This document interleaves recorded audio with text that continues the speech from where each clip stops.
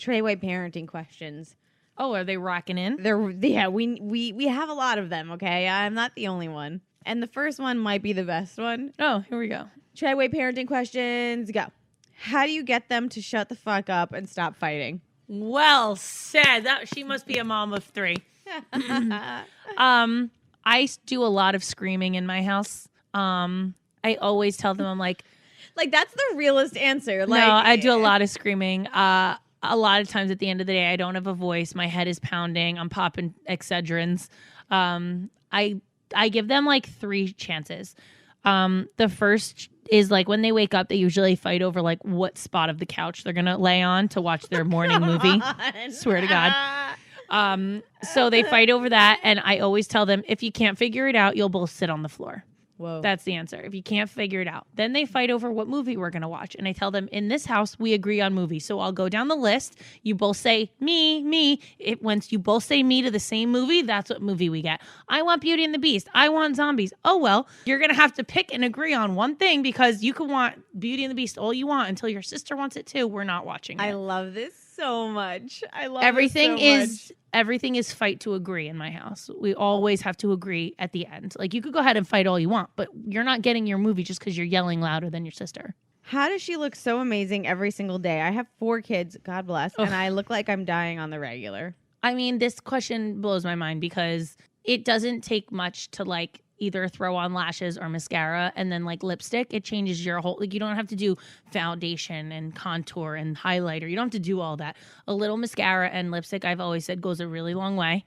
And everyone's like, oh, I don't have any time. You don't have 4 minutes in your day that the kids are in the other room doing something that you can go whip out mascara and lipstick and just throw it on really quick. It'll just set your day at a different tone. I think you've said this before, and I just have to repeat it because I thought it was genius, but you had said that like you strap all the kids in the car seat and sometimes you'll just do your makeup in the car. Oh, always. Great lighting. But that's when I have to get them in the car and go somewhere. When I'm home, when I get like a minute where they're all playing with something, I step out, put my mascara and my lipstick on, and then I feel better. And I feel like whoever shows up to my house today, I feel like I'm presentable. If we have to go in the car and go somewhere, I get them strapped in the car, all into their car seats. I put on their favorite music, Kids Bop, whatever the fuck they're listening to. And then wait, you do Kids Bop? I don't love it because I actually despise Kids Bop, but Tara found like a XM radio of Kids Bop. So like they're always requesting it because it has all the popular songs they like. Did you see that crazy lady that was screaming at the girl in the car? And then she was like, "You're cursing." The girl goes, "You're cursing in front of your kids." And she's like, "I'm actually not. They're watching Kids Bop." No. Oh my God, it's so good. All right. You have to find that. I'm going to show it for you and we'll take a video of your reaction because it's so good. Yeah, but I strap them in the car and then I usually give them like my brushes and my lipstick and ask them to like hand it to me if they want to be involved. Make them a part of it. Make them a part of it. Fucking brilliant. And then sometimes they're like, "Can I have lipstick?" And I'm like, "Sure." And then I pick my most clear see-through lip chapstick or gloss and I put it on them. It's off them in 3 seconds. The next question is, does she ever look like shit? And are there days where you just I look like shit all the time. Oh. That's why when I wake up and I'm like, wow, I feel like I just actually got hit by a semi-truck, I have to like get myself together. I make them breakfast. Once they're settled after breakfast, I just figure my shit out. I'm like, let me go put I either do hair or makeup every day. It doesn't matter what it is. Pick one thing. Either like my Dutch braids, and then I do that. It's really easy. Or I put it up in a cute ponytail and throw on mascara and lip gloss. It looks like you're put together. And it's so weird because at my school where I drop the girls off, there's this woman that's there. She drops her granddaughter off all the time. And she's always like, "It's amazing to me that you have 3 kids. They're always well dressed for school. And you always look like you're prepared." And I'm like, thank you, but I'm really not doing anything. I prepare their lunch boxes the night before. Do you cry on the car ride home? Well, yeah, because I have to fight Julian to leave the school because he wants to stay and play, which is fun getting him in the car seat when he's banging his head on the car seat and screaming because he doesn't want to be buckled in, but whatever. I prepare their lunches the night before. I pick out their outfits the night before and lay them out downstairs. So they're watching their morning stuff. I have them eat. Also setting alarms. I have a 7:45 alarm. That means they need to be up getting ready. They need to be waking up. 8 o'clock alarm goes off. That means they need to be eating breakfast. 8:15 means they need to be getting on their shoes and getting their backpacks. Not do this. This is not a way to live. 8:30. Why did you do this? Because wait until you have kids and you have to get them to school by 9 much? o'clock in the morning. You have to get them to school. It's required by law once you sign a kid up for school that they have to attend school. You can't just be like, I'm tired today, kids. Stay in. And 8:30, my alarm goes off. Time to get in the car. And when they hear an alarm go off, it doesn't matter where they are or what they're doing. They're like, does that mean we have to get ready for school? And I'm like, no, not today. There's no school today. But they know when the alarms go off. They're like, what's that one mean? What's that one mean? And I'm like, get them excited to hear the alarms go off. That's actually so we show up every single day, 8:45 to school. We're the first ones to school. They have 15 minutes of playtime before they have to go to school with all the toys at school. And then I take Julian and we go after they walk into their classroom. How do you spend quality time with, because I know you've heard this one a million times. I think every mother struggles with this, finding the balance. How do you spend quality time with each of the kids and still have time to work, cook, clean house, keep your husband happy? I feel like I can't balance everything. Well, can I just say, why are you balancing all of that? Why is it all on your plate? Because it's moms. Why? Why does that happen? Because you're the mom. You're the one who takes care of everything because men don't get things done the way that women do. They'll get it done, but they'll do it to a point where you're like, now I have to just do it again. So I'd rather me just do it the first time. I kind of get what you're saying. Like, I get what you're saying. I do. Yeah.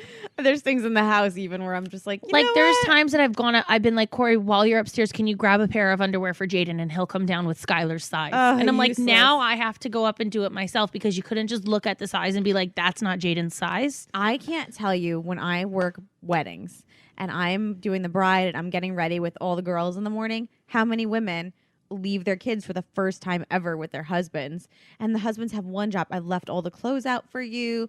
Just fucking put the socks on, make the socks match. And the kids show up and the mom's like, you put a see-through shirt underneath. I could see his nipples. You're like, what is happening? It's literally like men really don't give a fuck in the regards of what we want done for our kids. They are just like, hey, they're not starving. They're dressed. But I don't understand the problem.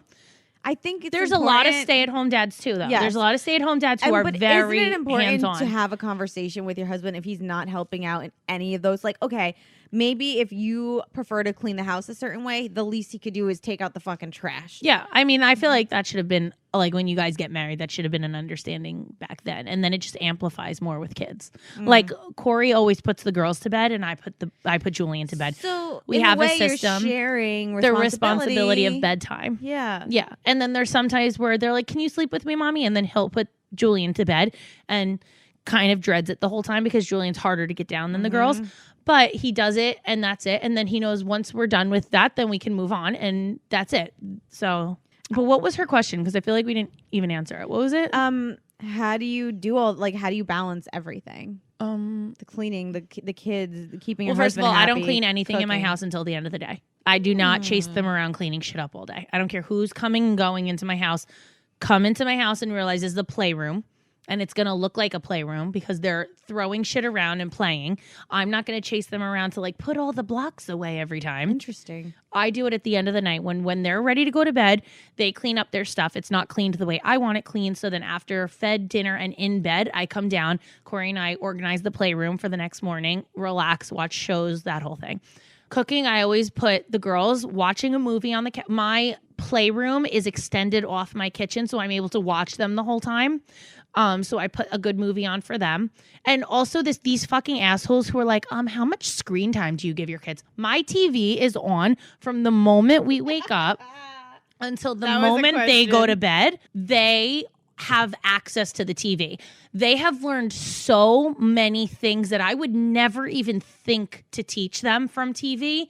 And I require like 2 hours of, if you're going to watch TV, at least 2 shows have to be like educational TV. I put on like Magic School Bus and they have to watch educational stuff at the same time. Like, yes, they're going to watch their Descendants and their princess movies, but they're literally learning so much stuff from those movies that we don't understand. They're sponges. They're taking in everything. And there's things that they're learning from visual things that we wouldn't even think as parents to teach their kid. The things that my daughters have even said, I'm like, where did you learn that? And they're like, oh, Descendants 3. And I'm like, okay. Had no idea. Like, I've never even have taught you that.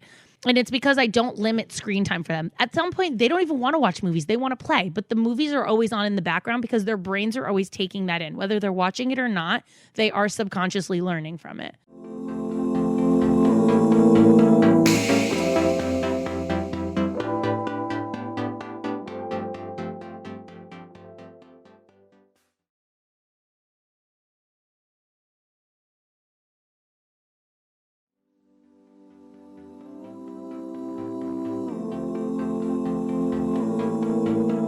Don't forget, guys, new clips air every Thursday. So see you next Thursday.